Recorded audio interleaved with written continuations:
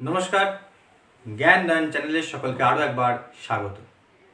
আজকে কথা বলবো একটি নতুন বিষয় নিয়ে। আপনাদের এই বিষয় নিয়ে অনেকের বিভিন্ন প্রশ্ন আছে, সেই কথাকে মাথায় রেখেই এই বিষয় সামাজিক বৈষম্য। আজকে আমরা এই সামাজিক বৈষম্যের কিছু বিষয়ের ওপরে প্রশ্ন রাখব। তা সামাজিক বৈষম্য আমাদের সমাজে বিভিন্ন রকম ঘটনা ঘটে এবং যার পরিপ্রেক্ষিতে আমরা দেখেছি বিভিন্ন রকম বৈষম্যের শিকার মানুষ হয়, ভালো মন্দ দুটি কী হয়। তা প্রথমেই সামাজিক বৈষম্যের যে বিষয় আছে তার মধ্যে একটি বিষয় মানুষের মধ্যে প্রচুর কনফিউশন আছে, সেটা হচ্ছে শ্রাদ্ধের দিনক্ষণ। এই হিন্দু ধর্মের যে শ্রাদ্ধ ব্যবস্থা, সেই শ্রাদ্ধ ব্যবস্থা রয়েছে কি 4টি বর্ণের জন্য 4টি ভাবে করা হয়, কারো 10, কারো 12, কারো 17 এবং কারো 30 দিনক্ষণের ব্যাপারে। হ্যাঁ, তাই এই বৈষম্যটা কেন? সবাই এক নয় কেন? সবাই তো মানুষ, তো সেই ক্ষেত্রে একটা হচ্ছে না কেন?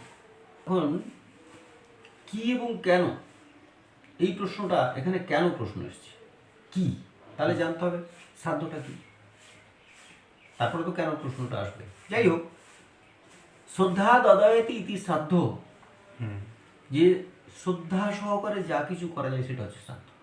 এটা প্রথমে মাথায় রাখতে হবে। তাহলে আমি গিয়ে তোমার বাড়িতে জল চাইলাম 1 গ্লাস, তুই ধুয়ে মেজে পরিষ্কার করে 1 গ্লাস জল আমাকে দিলে খেতে, তাহলে তুমি আমার শ্রাদ্ধ করলে। আচ্ছা, শ্রদ্ধা সহকারে দিলে, তাহলে শ্রাদ্ধ করা হলো। এখন এই কথাটা যদি সামাজিকভাবে বলা যায়, কেউ মেনে নেবে কি? না। যে আমি শ্রাদ্ধ করলাম ওনাকে, এই কথা যদি বলো, সে তার উল্টো মানে করে নেবে, ব্যাখ্যা করে নেবে। হ্যাঁ, ও শ্রাদ্ধ করেছে মানে হয় গালাগালি দিয়েছে ভাববে, নাহলে তার কোনো অপকার করেছে ভাববে, ইত্যাদি ইত্যাদি। কিন্তু শ্রাদ্ধের সঙ্গে জায়গাটা তো তা নয়, শ্রদ্ধা সহকারে দেওয়া। আবার কেউ কেউ বলতে শুনেছি, তো 4টে প্রশ্ন আমি আসছি ওটা, কেউ কেউ বলতে শুনেছি যে এই তো শ্রাদ্ধের নামে, বাবার নামে এইসব হ্যান ত্যান নিয়ে গেল, অনেক কিছু নিয়ে গেল, তাহলে শ্রদ্ধা সহকারে সে দেয়নি। যখন শ্রদ্ধা সহকারে দেয়নি, তাহলে যিনি পুরোহিত বা যিনি ব্রাহ্মণ বা যিনি পুজো করছেন, পূজক যাই বলি না কেন, তার তাহলে সেটা নেওয়ার অধিকার আর নেই, কারণ শ্রদ্ধা সহকারে দেয়নি। যদি নেয় তাহলে সে পাপান্ন ভক্ষণ করে, শ্রদ্ধা সহকারে দেয়নি সে, অথচ তাকে পেশাদ দিয়ে নেওয়া হচ্ছে। এইটি হচ্ছে সামাজিক অপকারের ব্যাপার। ঠিক। তাহলে সামাজিক অপকারের জন্য যে শুধু আমরা এক শ্রেণীর দায়ী তা না, সকল শ্রেণীর জন্য ইনভলভ হয়ে গেছে, সকলেই দায়ী, কেউ না কেউ দায়ী হয়েছে। আর একটা জিনিস কি, আমরা পরস্পরের উপরে দোষ দেওয়ার জন্যে আজকে সামাজিক ব্যাধির সৃষ্টি হয়ে গেছে। যেমন অনেকেই বলবে এই ক্ষেত্রে যে ব্রাহ্মণদের যাতে তাড়াতাড়ি শেষ করে নিতে পারে, নিলে কি হবে, এরা পুজো টুজো করবে ইত্যাদি, তাই জন্য মনে হয় এরা এদের স্বার্থে করেছে। অথবা কেউ কেউ বলছে আবার এরা কম দিন মা বাবার জন্য দুঃখ প্রকাশ করবে, খাটবে কম, আর আমাদের বেশি কষ্ট করব, এরকম ধরনের নানান রকম মনে করে এই জিনিসটা বলছে বৈষম্য করে যাচ্ছে। আচ্ছা, অমিতাভ বচ্চনের যে ছেলের বিয়ে হয়েছিল মাঙ্গলিক দোষ কাটানোর জন্য, উনি অনেক জায়গায় কাজ করেছিলেন, পুরোহিত দিয়ে কাজ করিয়েছিলেন, তার মধ্যে দক্ষিণ ভারতে একটা হাতি দান করিয়েছিল। বেনারসের ব্রাহ্মণ দিয়ে 10টা ব্রাহ্মণ দিয়ে করিয়েছিলেন, তাদের বহু টাকা দিয়েছিলেন। আমার বাড়ির ছেলের মঙ্গলের দোষ থাকলে আমি কি একটা হাতি দান করতে পারবো? তাহলে সামাজিক দিক থেকে, অর্থনৈতিক দিকে আমি যেরকম, আমি সেরকম ভাবে কাজ করবো, এটা ঠিক। মানসিকতা আমার যেরকম, সেরকম ভাবে কাজ করবো। অর্থাৎ কিনা দুজনের সমান পয়সা আছে, ধরি 2 ভাই, রামবাবু শ্যামবাবু, দুজনের 2 ভাই, তাদের সমান দুজনের পয়সা আছে। একজন বলছেন তিনি মেদিনীপুরে হোস্টেল থেকে অভ্যস্ত, তিনি যখন বড় মাছটা কেনা হয়েছে, তিনি বলছেন যে ওইটাকে বেশ ভালো করে কুটে টক করো, টক করে, মেদিনীপুরে যে প্রসেস, টক করে রেখে দাও, কালকে বাসি খাওয়া হবে। আর একজন বলছেন না না, সব বাসি করে কি হবে, ওটাকে ভালো করে ফ্রাই করো বা কালিয়া করো, ইত্যাদি ইত্যাদি। তাহলে দুজনের সমান পয়সা, দুজনের সমান মাছ কিনেছেন, অথচ দুজনের যে ভিন্ন মত হয়ে গেল কেন? রুচির ব্যাপার আসছে। তাহলে কোনো জিনিসটা খারাপ নয়, কোনো জিনিসটা ভালো নয়, সবটাই আপেক্ষিক এবং আমাদের বোঝার ব্যাপার আছে। তো আমরা হিন্দু ধর্ম যারা মানি, আমরা কিন্তু আত্মা বিশ্বাস করি। আত্মা বিশ্বাস না করলে হয় না। আত্মা বিশ্বাস আমি কেন, মানে আমাদের সনাতন ধর্মীরা ছাড়াও অন্য অনেক ধর্মের লোকেরই আত্মাকে বিশ্বাস করেন। খ্রিস্টানরাও বিশ্বাস করেন, মুসলমানরাও বিশ্বাস করেন। সবাই আমরা চর্চা করি না বলে সবগুলো জানি না। কারণ আজকে আমাদের যেমন শ্রাদ্ধটি হচ্ছে এই যে 4 রকম ভাবে, মানে 4 দিনের ক্ষেত্রে রকমের কাজ রকম সকলের আদ্য শ্রাদ্ধ হচ্ছে সকলের, কিন্তু এই যে 4 দিনে হচ্ছে, দিনের ডিফারেন্সটা হচ্ছে, সেরকম মুসলমানদের ক্ষেত্রেও তো 40 দিন পরে তাদের একটা 40-এ করা হয়। খ্রিস্টানদের এরকম আছে। তো যাই হোক, আমি ও কথায় আসছি না, এই কথায় আসি। তাহলে আত্মা যখন আমরা মানি, আমরা এখানে যেরকম কর্ম করব আমাদের আত্মা সেই রকম ভাবে প্রাপ্ত হবে, এটা আমরা মেনে নেব। এক্ষেত্রে যদি আমরা ইস্কনের গীতাটা দেখি, তাহলে এখানে খুব সুন্দর করে একটা জায়গা বোঝানো আছে। সেটা কি, সেটা ছাড়াও আমি বলছি, যেটা হচ্ছে যে আমি দৈনিক আমার কাজ হচ্ছে মুরগিকে কাটা, এটা আমার পেশা, কাটছি, বা ছাগল কাটা বা অন্য জন্তু কাটা, এটা আমার পেশা, কসাইয়ের পেশা। তো এই পেশা যখন আমার আছে, তাহলে আমার জীবজন্তু হত্যা করতে হচ্ছে, কাটতে হচ্ছে। এখন আমি শয্যাশায়ী হয়ে গেছি, বয়স হয়ে গেছে, শয্যাশায়ী হয়ে গেছি, 15 দিন 20 দিন কি 1 মাস শয্যাশায়ী হয়ে গেছে। আমার মনে মাঝে মাঝেই ওই পাপবোধ জেগে উঠছে যে এই এত প্রাণী হত্যা করেছি, সেই জন্যই মনে হয় আমার এই দশা হয়েছে, ভগবান আমাকে মনে হয় এই জন্যই এই করছে। এরকম ধরনের একটা মানসিকতা বেশিরভাগ লোকের আসে, যে ঈশ্বর মানে ঈশ্বর মানবে, ঈশ্বর না মানলে ঈশ্বর না মানবে, কিন্তু তার মনে এই ধরনের লাস্টের দিকে এসে যাই ফ্রাস্ট্রেশন।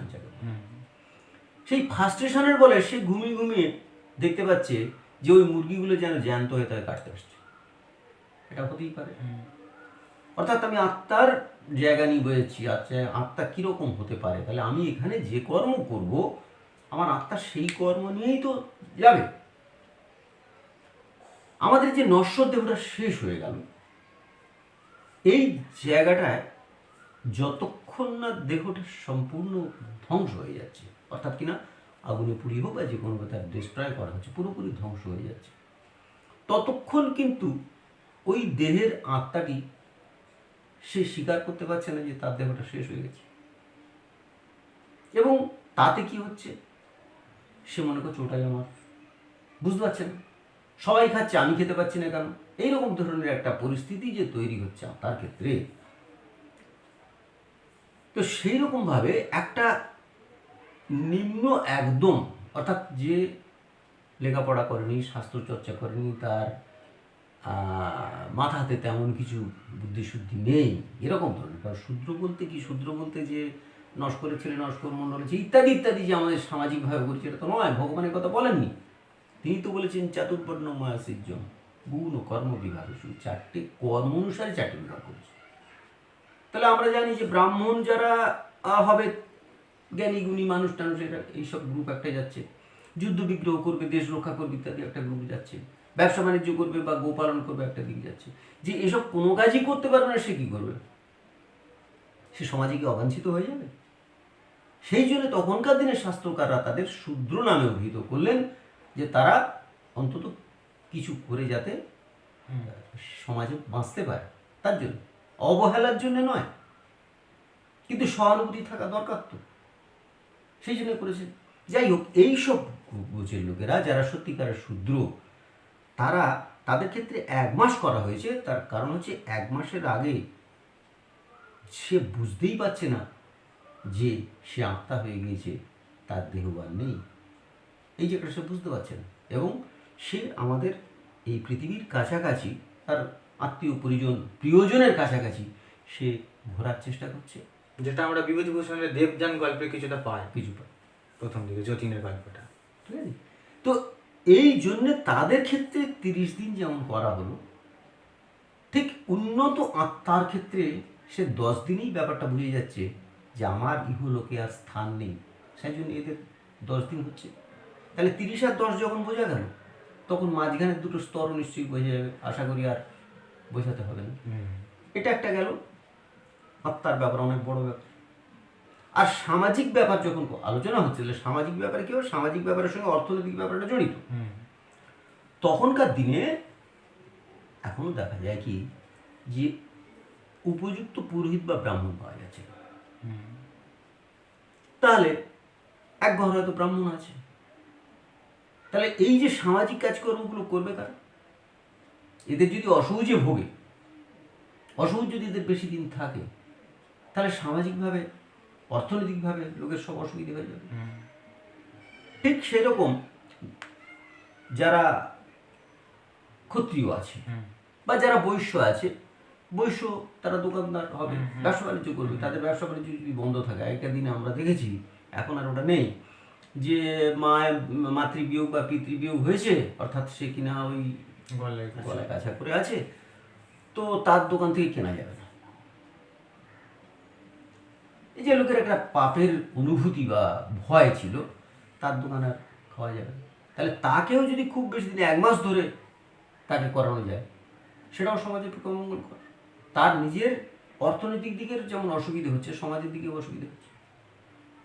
তাহলে ইন এফিসিয়েন্স প্রত্যেক দিক থেকে চিন্তা করি যদি আমরা, সামাজিক, অর্থনৈতিক এবং আত্মিক, এই 3 দিক থেকে বিশ্লেষণ করলে যে বিভাগগুলো হয়েছে, বিভাগ তাহলে সঠিক।